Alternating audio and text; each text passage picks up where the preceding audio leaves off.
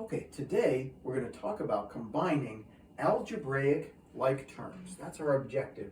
And we're going to combine terms that look something like this, which you might think look much more complicated than what we've been doing, but really the idea, the process is the same. So let's take a look at one of the problems that we have been using to combine terms. We notice we have 7x minus 3x plus 2. We know we can combine terms if they have the same variable, and we see 7x minus 3x will give us 4x. We can combine those into one term, and the plus 2 won't combine with anything, so he just comes down. There we go, 4x plus 2. Not too bad. Well, before we take a look at our other problem, we need to have a clear understanding of what like terms are. They have the same variable, or variables, because terms can have more than one variable, and the exponent of a variable in a term must match the exponent of that same variable in another term. Okay? Has to fit both conditions. So with that in mind, let's look over here. And see 7x squared y minus 3x squared y plus 5xy. Well, which ones can combine here? We have an x squared y, so it can only combine with a term if there's another x squared y. And there is one other x squared y.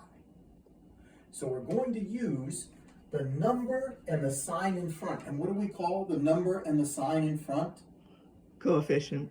Very good, coefficient. But we use the coefficients. 7 minus 3 will give us 4x squared y. There we go, they combined. And our other term, 5xy. Now there's no other term that has just x and just y, both with a exponent of 1. So 5xy can't combine with anything else, and it comes straight down. There we go. So there's a quick look through there. Well, now I'd like us to try some of these together. Let's try some of these together. So you're working with your shoulder partner now, and this is what we're going to look at. Now remember, we're looking for terms that match the variable and the exponent of the variable. So take a look at this, start from the left, and see if you and your partner can get the answer. Is there anything that can combine with the x cubed? No. Good job, you're correct. There's nothing that can combine with this x cubed. So since there's nothing that can combine, the 6x cubed drops down. He's done.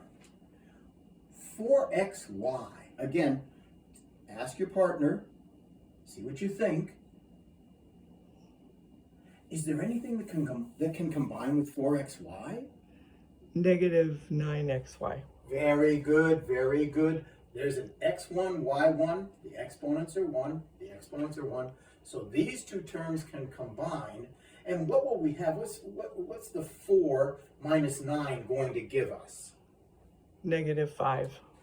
Very good. We combine the coefficients, 4 subtract 9, and we get negative 5xy. And then finally,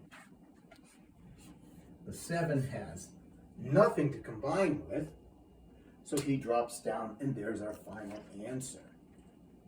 Now, what I'd like you to do now, with your shoulder partner, go ahead and work on the other 3 problems that I've given you, and if you don't understand it, ask your shoulder partner, and if neither one of you understands it, absolutely, raise your hand and ask.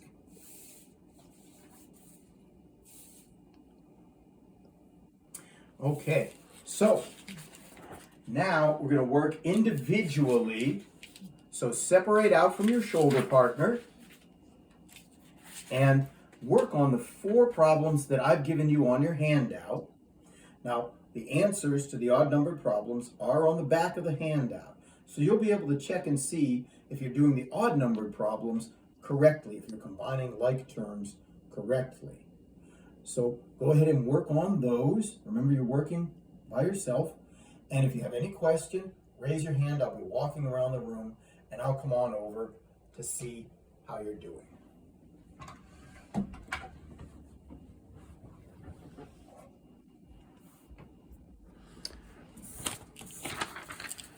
So, Deborah, you've been busy at work, I see here. Now, I am going to ask you on this first problem. You notice on this first problem, I notice you dropped the -10 down and you were thinking that it didn't combine with anything, but what happened with this 8 in front? Can you tell me what you were thinking there? Oh, I didn't see it. Okay, yeah, I see now that it should be combined with a -10. Ah, very good. Now let's take a look at this one. Looks like you had a lot of exponents to deal with there. Tell me, please, if you would, what's the exponent on this x? 4. Do the other terms also have 4 on the x? They have it on the y. So which terms here that have the power 4, which terms actually would combine? Just the -5xy to the fourth and the 12xy to the fourth.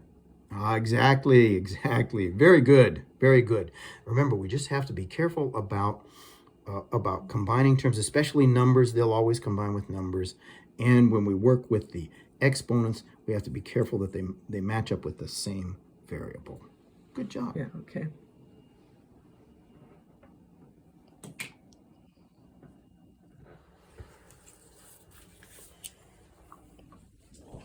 Okay, good job on that. We're going to do one more piece. We're going to do a quick review. We're going to see if we can do this review problem right here. It's a lot of pieces, but I think you've got a good idea on this.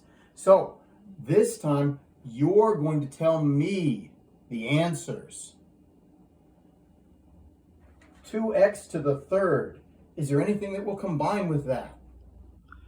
5x to the third.